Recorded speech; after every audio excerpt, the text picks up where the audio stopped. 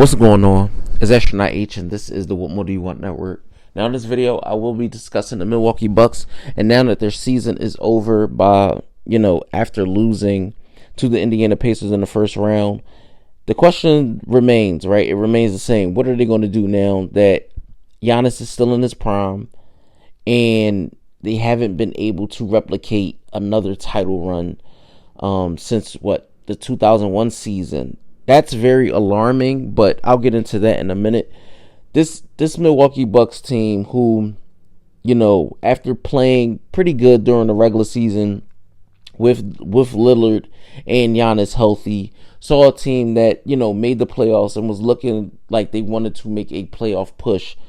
Everything was derailed once Dame Lillard went out with a deep vein injury, deep vein thrombosis diagnosis, and that ultimately derailed what the Bucks wanted to do going forward. Of course, still having Giannis. Bobby Portis was suspended at the time, but he did return. And I look at a team top to bottom and I say to myself, well, what can they do ultimately to shake things up as far as being able to compete in the Eastern Conference next season? Because the Knicks aren't going anywhere. The Cavaliers aren't going anywhere. The Boston Celtics aren't going anywhere. And I could go on and on and on about the teams that will get better in the Eastern Conference. You look at the Magic and things like that. But for this Milwaukee Bucks team to be taken seriously, for Giannis to be taken seriously with the Milwaukee Bucks, they have to make a splash. Now, mind you, Damian Lillard will miss at least, the beginning stages of next season. Will he come back and be the same player? Who knows?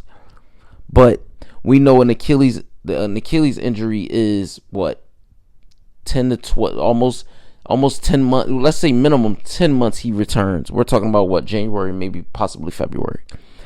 Hopefully, if Giannis is still with the team, he can keep them afloat. But I see, in the best case scenario, the Milwaukee Bucks start listening, not vetting calls, but listening to calls as far as Giannis is concerned for trades.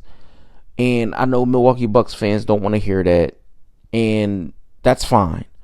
But when you have a team that's, right there, but they can't go over the hump, first round exit, and you have a star, like one of the better 10 players that's in the NBA today, you do not want to lose him for anything, but also at the same time, you don't want to have this player be the face of your franchise and you guys are losing. And for me, I know Giannis is a competitive player. I know he wants to win at all costs. You even seen, the trash talk between Tyrese Halliburton's dad and Giannis, after the closeout game. But I think there's no room for that. No matter dad, fan, anything alike, you do things like that off the court, outside of the arena, whatever the case may be. You address it as you should, as such. But watching the Bucks go down in this year's playoffs, I just felt like they do not have enough, and that's again, like I said, that's fine if the team doesn't have enough, but you have to think about your star player's future with the team as well. Do you leverage and say, well, let's try to do a haul and get something in return for him that we deem successful, as far as a team that is like one Giannis away from being able to compete, and you make a deal and strike a deal that way? So you have to really evaluate things if you are the front office of the Milwaukee Bucks. And you have to evaluate the coaching, because, I loved Adrian Griffin and what he was doing with the team, but he was at heads with the star players, so they ultimately fired him, hired Doc Rivers, and it hasn't gotten any better.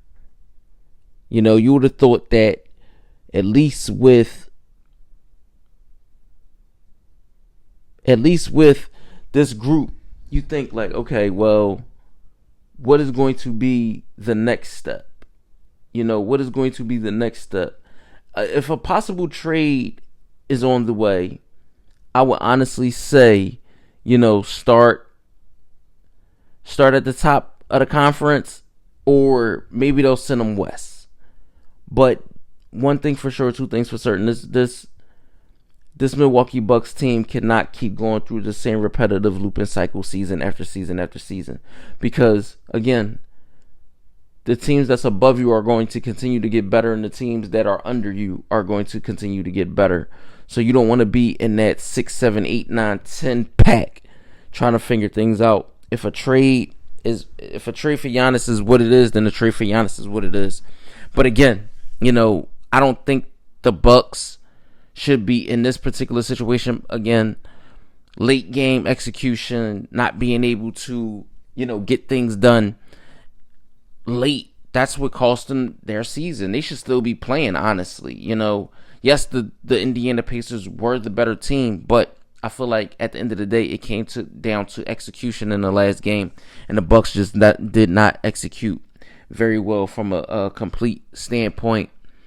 You look at, again, what your star player is doing, losing your second best player, and ultimately losing a playoff series. So let me know what you guys think in the comments down below. Let me know what you think the Milwaukee Bucks should do going forward. Don't forget to like, comment, subscribe, hit that notification bell to know anytime a video is being uploaded to this channel.